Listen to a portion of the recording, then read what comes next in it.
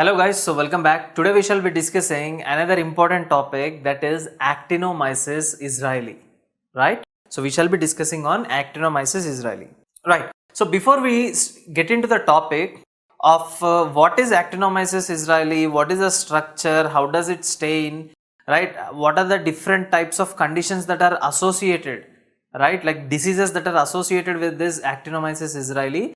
And finally, the treatment part and the diagnosis part, we shall discuss everything in detail now. Okay. So when it comes to Actinomyces israelii, so let me write down the name. Okay. Actinomyces israelii. Now, all of you know Actinomyces israelii is responsible for causing an infection that is called as actinomycosis. That is called as Actinomycosis. So all of you know that I was telling you that Actinomyces israelii is responsible for causing a disease that is called as actinomycosis, right? So first of all, let us discuss the general properties of this bacteria, and then we shall enter into the remaining things like the pathogenesis, symptoms and the treatment part.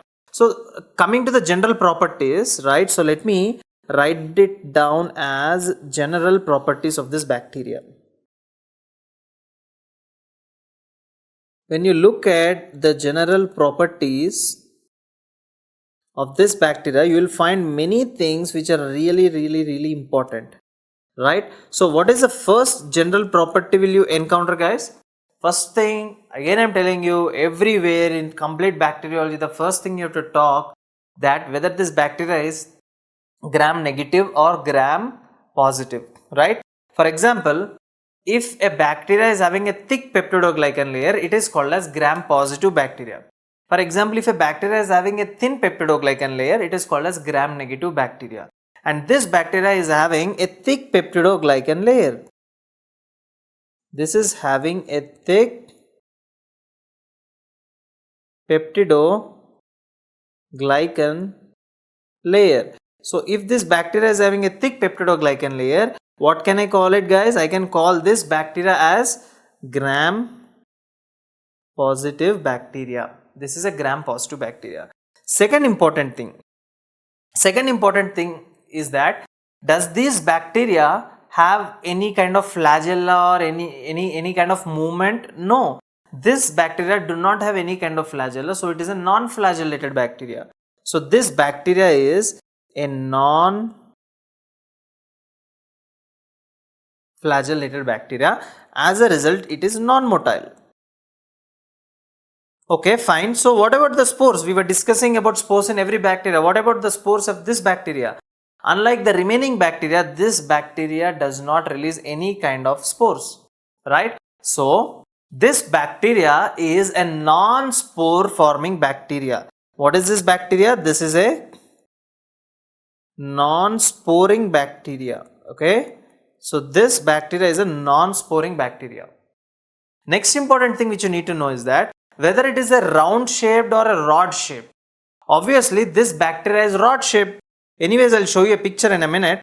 So this bacteria is gram positive rod shaped bacteria, right? What is the specialty? Can you tell about this? The specialty is that this bacteria, right, is rod shaped, and these rods form filaments. Okay, what I'm trying to explain you is, look here. For example, this is a rod, right? So this rod will later form filaments like this. You see, this is a rod and this rod is forming filaments, right? So can I call this particular bacteria over here, this is called as Actinomyces israelii.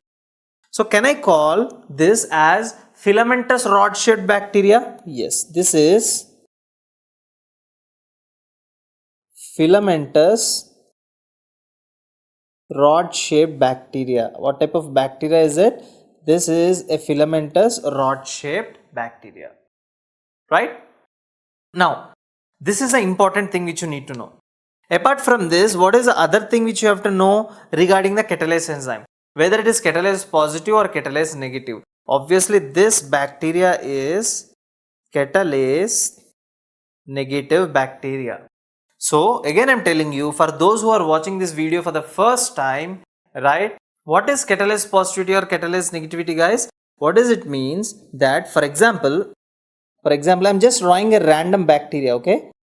Don't think this is Actinomyces israelii. Obviously Actinomyces israelii is a filamentous rod shaped bacteria which is branching, right? So this is just an example of a bacteria. So this is just an example of a bacteria. Let us say this bacteria is having cilia all around, right? Just an example of a typical bacteria. Okay, let me draw even a flagella, which explains the perfect structure of a bacteria. Right. Now let us say this bacteria is releasing an enzyme, and that enzyme is called as catalase. That enzyme is called as catalase. And what is the function of catalase, guys? Catalase will convert H2O2, which is hydrogen peroxide, right? So it will convert H2O2 all the way into water plus half mole of oxygen, right? So it is converting hydrogen peroxide to water and oxygen, and that is the reason why whenever you get any kind of wounds, when you add this hydrogen peroxide, you see white foam coming out of there. That is nothing but water plus air bubbles. Air bubbles is nothing but your oxygen. And again I'm telling you, never ever add hydrogen peroxide to deep cut wounds. Like for example, if I have got a cut of radial artery, ulnar artery, brachial artery, femoral artery, if you are adding this catalase, if you are adding this hydrogen peroxide, this can form air bubbles within the deep arteries, right? And that can lead to air embolism. So never ever add hydrogen peroxide to deep cut wounds. Only add hydrogen peroxide to superficial wounds. Fine. So these are some of the properties which I wanted to discuss, some 7 properties like that. Now looking at these properties, I remind myself of one important thing, guys. So previously I have discussed another topic called as nocardia. So in that nocardia, what I have discussed is those characteristics of nocardia, whatever I have discussed previously, were as it is same to same with the general characteristics of, or the general properties of this Actinomyces israelii, isn't it? Yes. So even in nocardia, let me write it down here itself, guys. Even in nocardia, what is the important thing which you find? The important thing which you find is that you have the same thick peptidoglycan layer, isn't it? You have the thick peptidoglycan layer. You also, this nocardia is not having any kind of flagella. So it is non-flagellated. So if it is non-flagellated, it will be non-motile, and it is non-spore forming, and obviously nocardia is also rod shaped and filamentous also. Okay, so if you want me to draw the picture of nocardia, this is how it goes. See here. So let us say these are the filaments. So these filaments are the filaments of nocardia. But what is the difference then? You have drawn both the pictures same. What is the difference is that within these, if you very closely look, you will find some small strings. This is also called as beaded appearance. You see small beads inside. Beads, these are called as beads, and this appearance is called as beaded appearance, right? What this appearance is called, guys? This is called as beaded filamentous appearance. This appearance is called as beaded filamentous appearance. Okay, but whereas this is normally a branching filaments. Okay, so this is a beaded filamentous appearance. So all the characteristics are almost same, but only one thing is different, guys. One thing is different. What is that? Is Actinomyces israelii is catalase negative, but whereas nocardia is catalase positive. Nocardia is catalase positive. It means this nocardia species, they release this enzyme and can cause formation of water, and it can break down hydrogen peroxide and form water and foam. I mean water and half mole of oxygen. So this point is the difference. That's it. Remaining everything will be the same. Remaining every general property of nocardia and Actinomyces cerevisiae, both of them will be same. Right. Now you might get a doubt that You told me that almost all the properties of both these bacteria are same. Just one is catalase negative, one is catalase positive. Leaving that, remaining all are same. So, is that the only thing you have to discuss here? No. Are there any similar features like this? Are there any features which you can compare and tell me in between Nocardia and Actinomyces israelii? Yes. There is one very important feature which I have to differentiate between Actinomyces israelii and Nocardia. What is that feature? Actinomyces what? Actinomyces israelii. And on the other hand, we have got our Nocardia. So can you tell me any other differences? Yes. What are the differences are? Let me draw the structure first. Okay. So let us say this is Actinomyces israelii. Okay. This is a filamentous rod shaped bacteria, that is Actinomyces israelii. Now here also I am drawing the same thing here. This is called as Nocardia. But what is the difference between the structure of Nocardia and structure of Actinomyces? The difference is, I have already told you, that Nocardia has got a string appearance. This is also called as beaded appearance. Beaded, filamentous, rod shaped bacteria is Nocardia. Okay, beaded, filamentous, rod shaped bacteria is Nocardia. So this is a picture of Nocardia here. Now, one important thing which you need to know. I will be drawing a line surrounding this bacteria. Look now. So this is a line which I am drawing surrounding this bacteria. And how am I drawing this line? I am not drawing this continuously. That green color line which I am drawing, I am not drawing this line continuously. I am drawing in a discontinuous fashion. Why am I drawing in a discontinuous fashion? This means I wanted to tell you that surrounding this bacteria, whatever I have drawn now is the lipid, and this discontinuous appearance, which means there is less amount of lipid surrounding Actinomyces israelii. But whereas you go to Nocardia, look now, I am drawing the lines continuously now, which means the lipid, there is excess amount of lipid or less amount of lipid surrounding Nocardia. Obviously, there is excess amount of lipid surrounding your Nocardia, and there is less amount of lipid surrounding your Actinomyces israelii. Now what you do is, you add a stain called as carbofusion, right? So now what I'll be doing is, I am adding a stain that is called by name carbofusion. I will add to Actinomyces israelii, I will even add to Nocardia. So lipid loves carbofusion. So when lipid is loving carbofusion, what will happen is that all the lipid which is surrounding the Actinomyces israelii will take up that carbofusion. It will bind to that carbofusion tightly. Okay, and the lipid that is surrounding Nocardia also does the same thing. Now when such thing is happening, look at the next picture. After adding carbofusion, what is happening to this bacteria? Look now. So this is your Actinomyces israelii bacteria. This is your Actinomyces israelii, and let us say this is your Nocardia bacteria, right?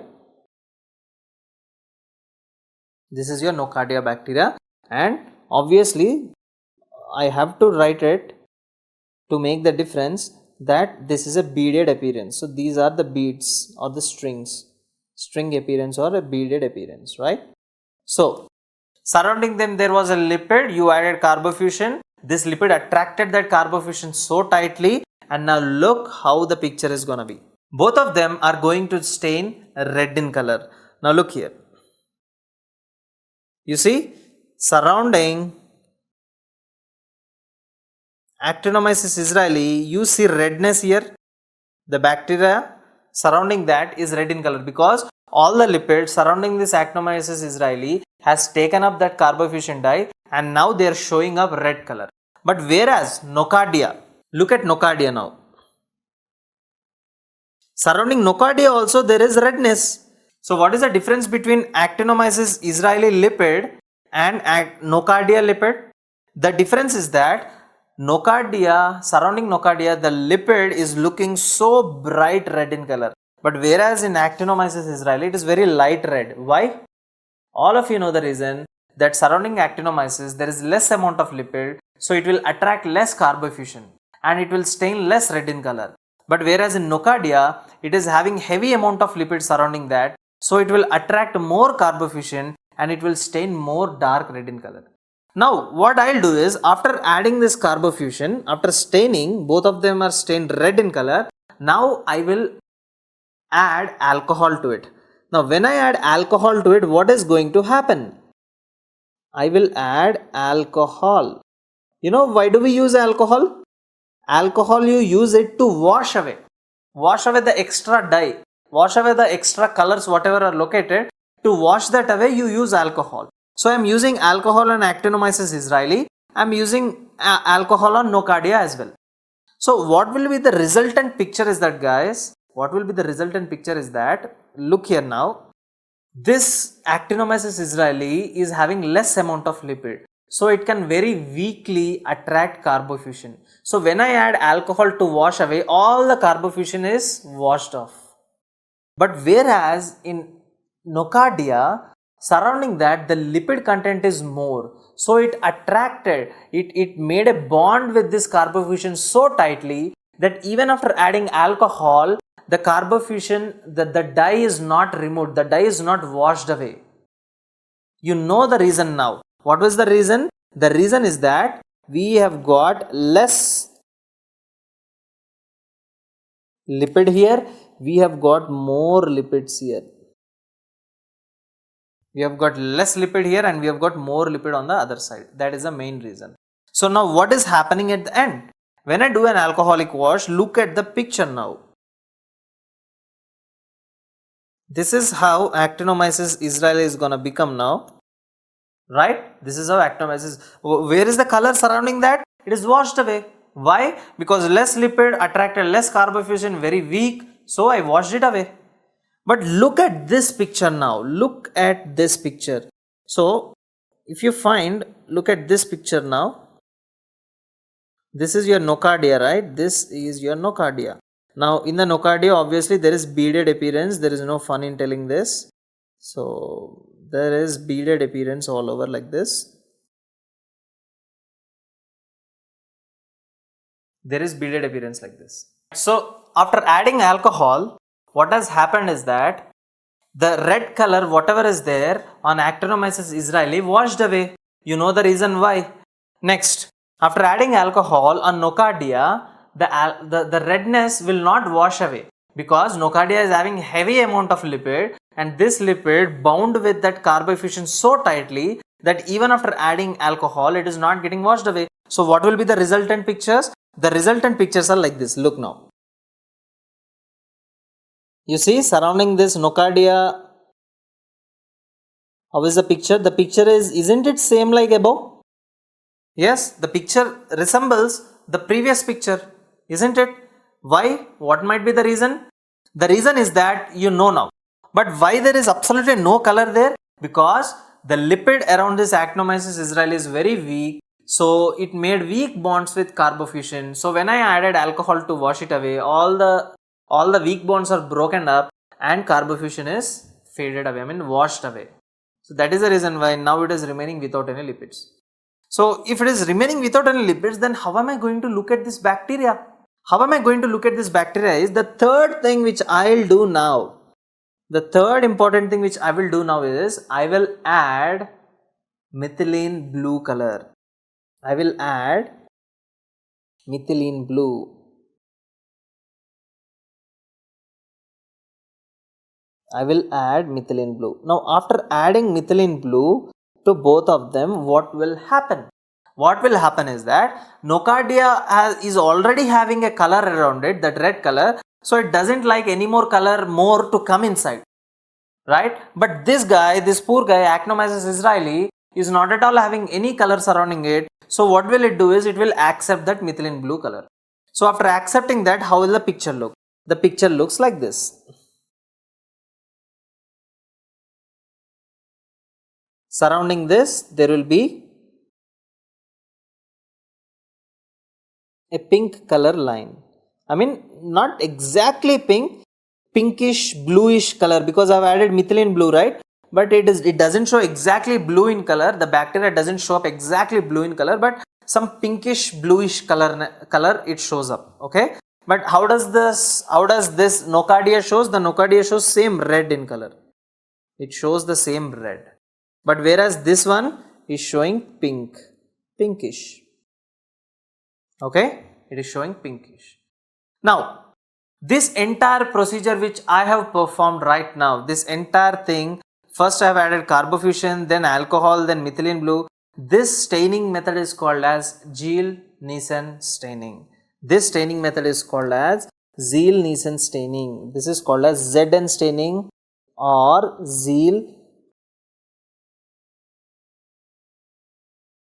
Zeil-Neeson staining. So why did I do Zeil-Neeson staining? To find out which bacteria is acid fast, which bacteria is non-acid fast. So which bacteria is acid fast is Nocardia species are acid fast bacteria because they stained red in color, whereas these bacteria are called as non-acid fast organisms. What? Actinomyces israelii. So by this I understood, we got one more property point, right? What was that? This is a non-acid fast organism. This is a non-acid fast organism, whereas this one is acid fast. That is, Nocardia is acid fast. So this thing you need to know. One is non-acid fast, another one is acid fast. Okay. So overall the differences between them are, one is catalase negative, then Nocardia is catalase positive. Actinomyces israelii is non-acid fast, whereas Nocardia is acid fast. Okay. Another important thing is that this Actinomyces israelii, when I put it on blood agar, how will the colonies look? Actinomyces israelii on blood agar. How will the colonies look on the blood agar? They look a specific shape that is called as molar tooth appearance.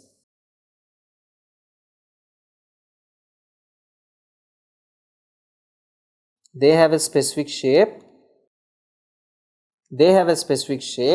And that is called as molar tooth appearance. Okay, so this can be an MCQ for you. Right, we have done the general properties of Actinomyces israelii. You knew the general properties, you knew the structure of that, you knew on what staining is it stains better and everything. Now we shall be discussing the real topic, that is, where does this Actinomyces israelii basically stay, and what are the risk factors for this infection to happen, and what are the different types of infections that can happen with the help of this Actinomyces israelii. So coming to where does this bacteria generally stay. Now look here, look at this picture over here.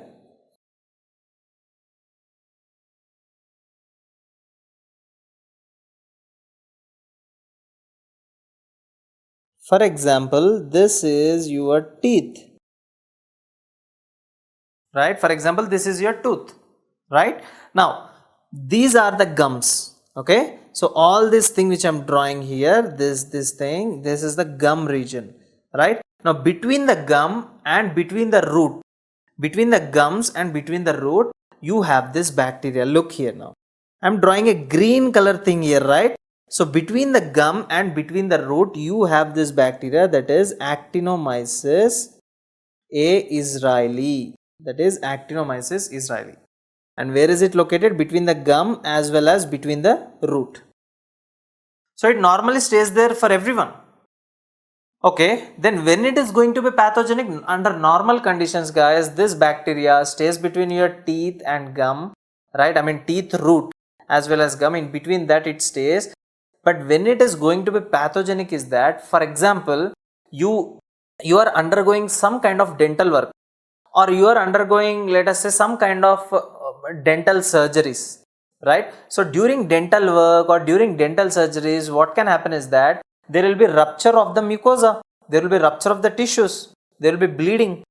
So this bacteria will take this time, will take this as an opportunity and enter into that blood vessels which is already ruptured, and from there it travels everywhere and start releasing toxins, and finally it will show its pathogenic effects. Okay, so in case of dental procedures, in case of any kind of oromaxillary surgeries, in case of any kind of craniofacial surgeries, okay, even in these cases also you get this bacteria. And interestingly and very rare thing is that this bacteria is also found, can also be seen in the urinary tract. Interesting thing is that this bacteria is seen in those patients who are having intrauterine devices. So people who have intrauterine device for more than 5 years, they are under higher risk that they are going to be affected with this Actinomyces israelii bacteria, right? So, and next important thing is, obviously all of you know, every bacteria, if it has to show some pathogenic effect on you, the first important thing and the very easy thing is that your immune system has to be compromised. In immune compromised states, for example HIV, or for example let us say there is some malignancy in your body like cancer, so all these are immune compromised states. In that condition also, what will happen is that the bacteria will divide and show its pathogenic activity, right? So let me write down all of that. What are the risk factors? What are the risk factors of this bacteria? Which group of people can be more affected? The first thing, those who are undergoing dental procedures. Second important thing is those who are undergoing, let us say, oral surgeries. And those who are undergoing any surgery related with the head and the face, craniofacial surgeries, okay?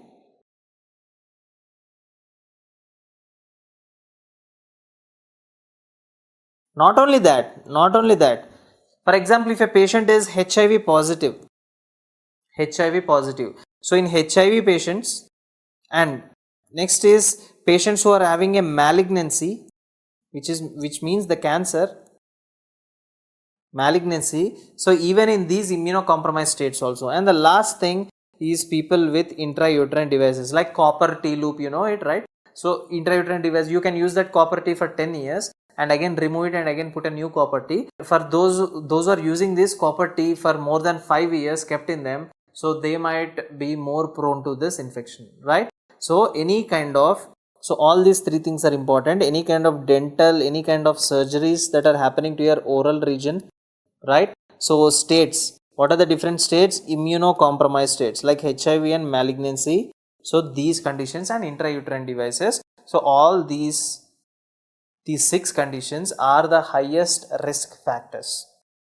Okay, right. Another important risk factor is that, for example, I didn't have any dental procedure.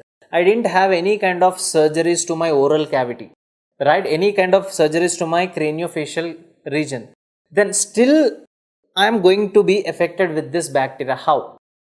The reason is, for example, I told you, right, this bacteria stays between the root and the gum, right?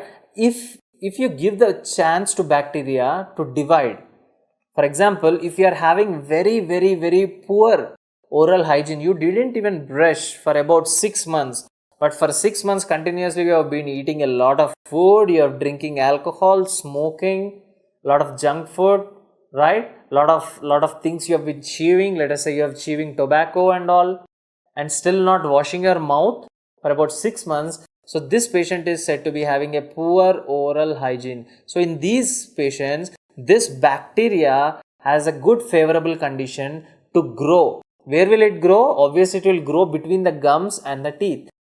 So those patients who are having poor oral hygiene,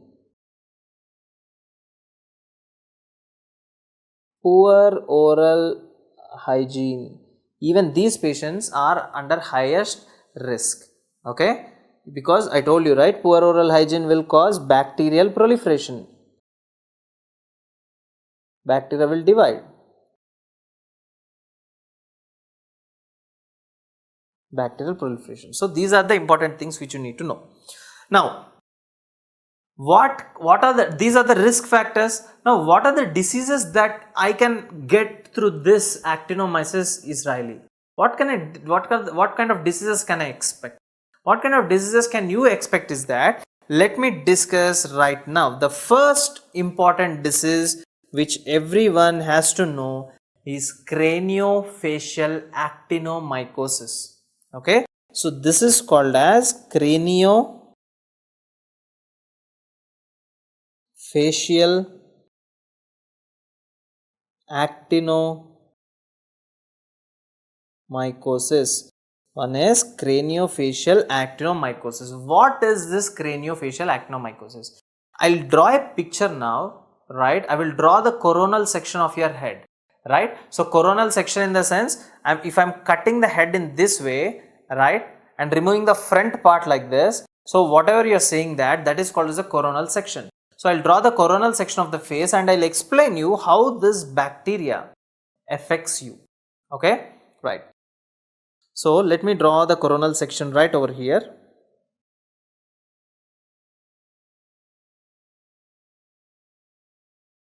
This is the face region, guys.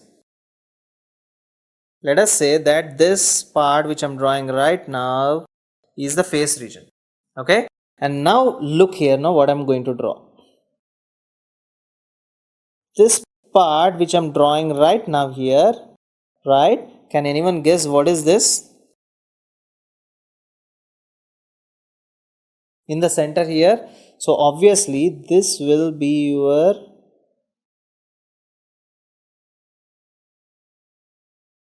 sinus. Your sinuses. What are the different types of sinuses you have, guys?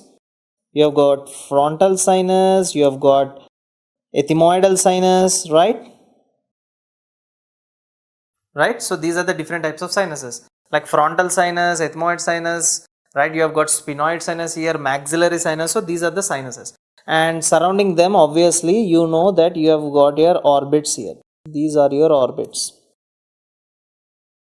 These are your orbits. Now let me draw this thing, the mandible region. Okay, not mandible. This is the maxilla over here. So this picture which I am drawing here, this is the maxillary region, and this dotted appearance means that this is a bone, maxillary bone. And the next important thing is, this is the tooth here.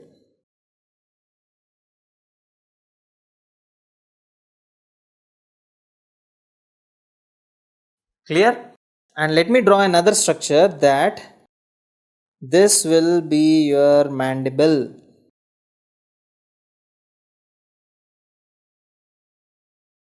I am not drawing mandible on the other side. Let us say this is your mandible here, right? So this particular thing which I have drawn just now, this is your mandible, guys.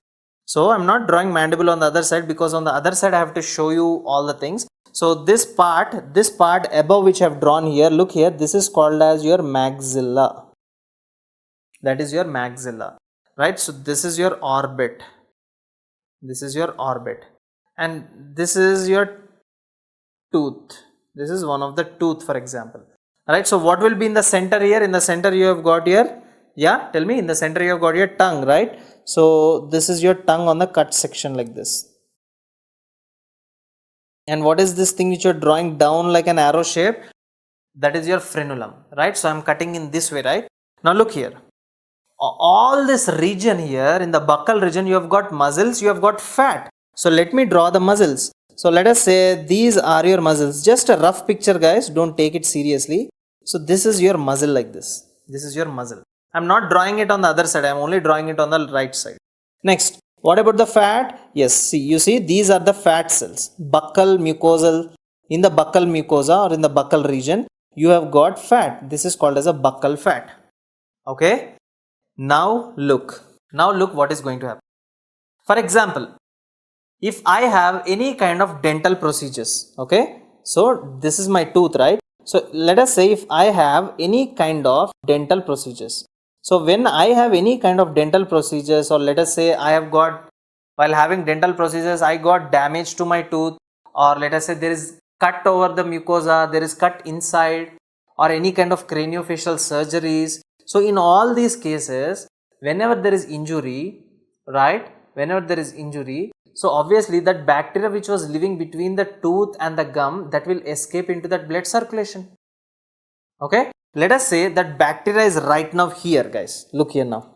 That bacteria is here, exactly near to the tooth, right? So what will happen? Don't you think this bacteria will multiply? Obviously, the bacteria will divide like this.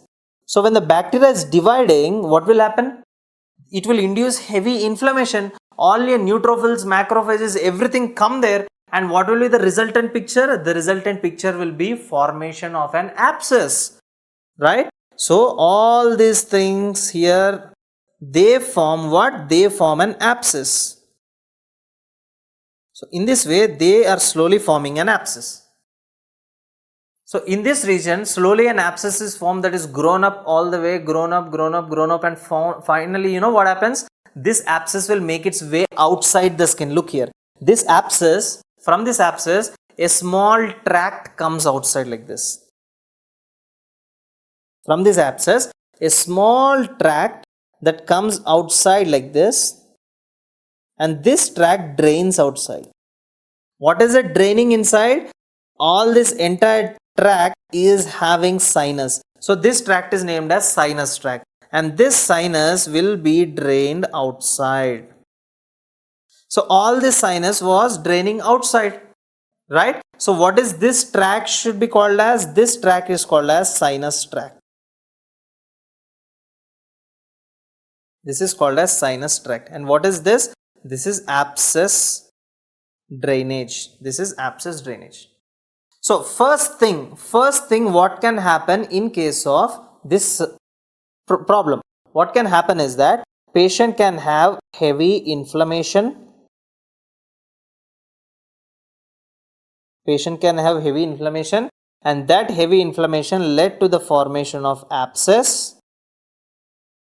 Okay, and this abscess made its way outside by forming what? By forming a tract, sinus tract. So this is called as a draining abscess. Draining abscess. What can the other things that can happen, guys? Fourth important thing. What can the other things that can happen?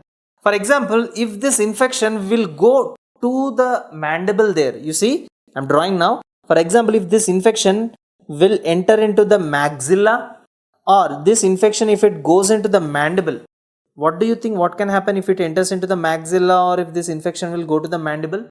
It will cause osteomyelitis, right? So the fourth important thing what this bacteria can cause is osteomyelitis.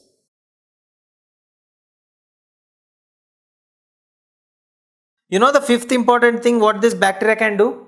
This bacteria can even enter into your middle ear. From here, the bacteria goes up all the way like this, and finally enters into your middle ear. Once it enters into the middle ear, you call it as otitis media. You have infection of middle ear. So that is called as otitis media. And that infection is called as otitis media. Okay. So if you see any kind of infection to otitis media because of this actinomyces, you call it as actinomycosis otitis media.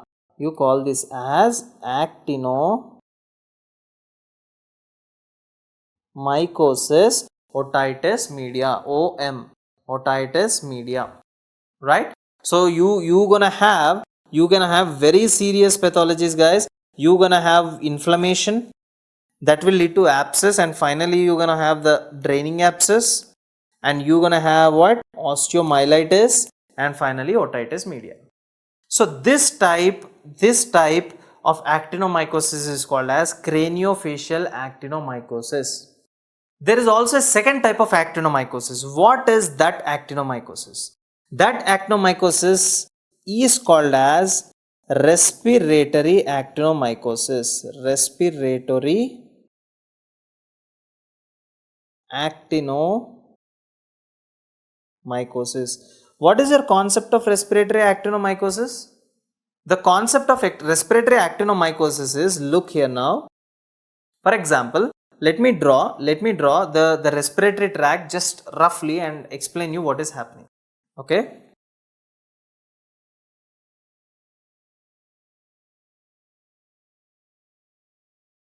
All of you should know that this part which I am drawing right now, from the nose. This is called as nasopharynx. What is this called, guys? This is called nasopharynx, right? The next part which I am drawing right now, this is called as oropharynx. So nasopharynx, oropharynx, together they form this structure. This is called as laryngopharynx. Laryngopharynx, right? So this laryngopharynx comes down all the way like this. Look in the picture very carefully, and finally it will divide into two primary bronchi. Okay, so primary bronchi will divide into secondary bronchi, and that's another thing. And finally this is your lung. Okay, for example, let us say you have a tear in the mucosa. You know, mucosa is in the nasopharynx, is in the oropharynx, is in the bronchi, is in your lung tissue. For example, if there is a tear of the mucosa, how does this happen is that, let us say you have aspirated a foreign body, and that foreign body surface is so rough, and that rough surface has scratched all your trachea, or it has scratched all your pharynx, then your mucosal tear will happen. So in that case also Actinomyces israelii can spread. Second important thing, for example, patient came to the clinic and he literally can't even breathe. So what will I do? I intubate the patient. While intubating, if I tear the mucosa, right? So mucosal tear can be of two ways. Mucosal tear can be of two ways.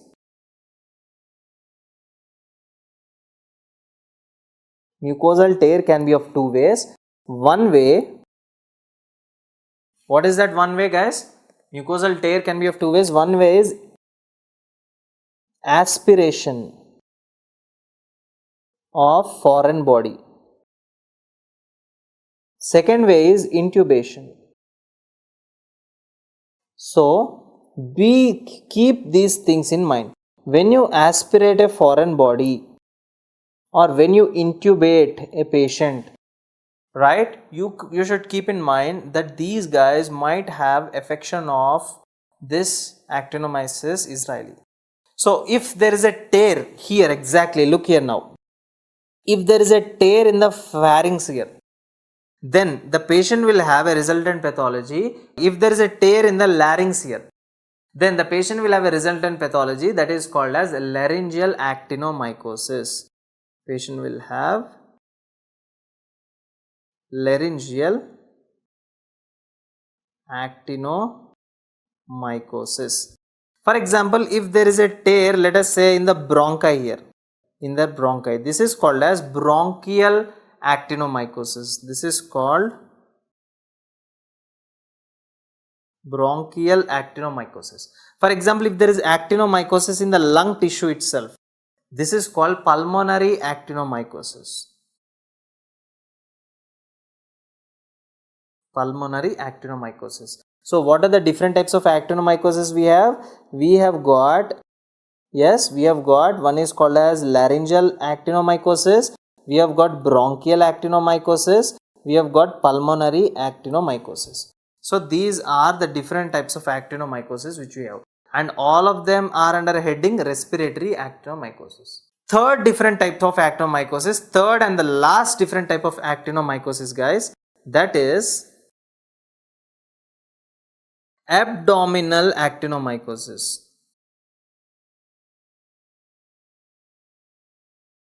What is this?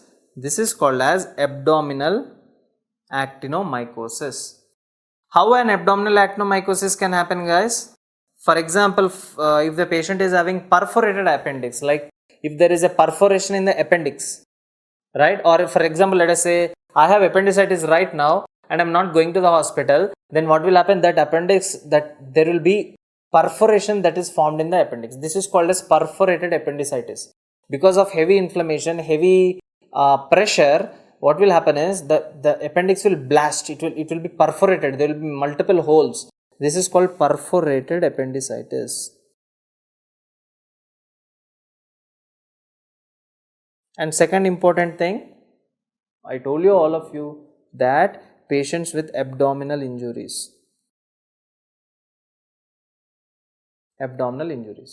okay, so even these patients can have the same condition.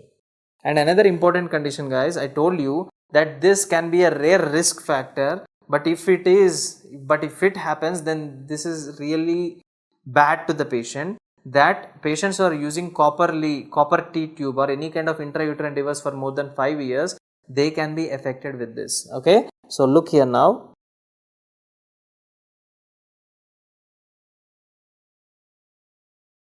Let us say these are your ovaries over here. All of you know that you have got your ovaries, right? And also I am putting a copper T into the patient. So this is a copper T. How does a copper T look? Like a T shape, right? So this is a copper T that I am putting to the patient. This is a copper T. So if the patient is using this copper T, right? So for example, this patient is using this copper T for more than how many years? For more than 5 years, then he can have the following problems. There can be actinomycosis to the ovaries, right? There can be actinomycosis to the cervix. There can be actinomycosis to the vagina. There can be actinomycosis even to your uterus. Okay, so this can be the problem. Fine. So what can be the symptoms, guys? What can be the symptoms? But before writing the symptoms, let me write down one more thing, that Actinomyces israelii, right? So this particular picture which I am drawing is Actinomyces israelii. Actinomyces israelii shows 3 different types of pathologies. What were those different types of pathologies, guys? One was called as craniofacial actinomycosis, another one is called as respiratory form, and the last one was called as abdominal form. So craniofacial actinomycosis, respiratory actinomycosis and abdominal actinomycosis. So guys, let us directly go for the symptoms of this patient. The first symptom, when patient is having craniofacial actinomycosis, what will be the first symptom? There will be abscess here and there will be swelling of the face or the cheek. So patient will complain, doctor, there is swelling of cheek and there is some pain in the cheek, there is some discharge from the cheek, right? So these are the complaints that patient will give. Second important thing, what will be the second complaint that the patient can give? Obviously, when there is heavy inflammation that is going on, don't you think patient will have fever? Yes, patient will definitely have fever. Third important thing is that when mostly patient will complain of swelling of cheek and fevers. So third important thing is that patient will also complain of multiple kind of respiratory problems, multiple kind of abdominal problems, abdominal pain and all. Respiratory, like patient can't breathe, dyspnea, exertion, all of these things. Okay. Now, when it comes to the labs, how am I going to diagnose it? How am I going to diagnose it is that very, very simple thing. Whatever discharge is coming, I will take the discharge, I will take the swab of the discharge and I will send for culture sensitivity test. In the culture sensitivity test, I will find what? I will find that there is bacteria there and this bacteria is in the form of branches. Second important thing is that, guys, this bacteria has a special feature. It releases some granules, These granules are called as yellow sulfur granules. Okay, so this bacteria, guys, you should know it now. This bacteria releases some granules that is called as yellow sulfur granules. The granules which it releases, yellow sulfur granules.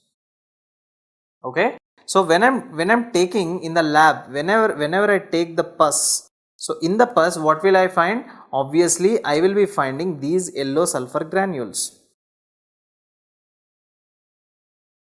I will be finding these yellow sulfur granules, right? So what will be the treatment of this patient? Remember, by this mnemonic, SNAP. What do I mean by SNAP? What do I mean by SNAP is that S stands for sulfa. Sulfa drugs for nocardia and actinomycosis use penicillin. Okay, so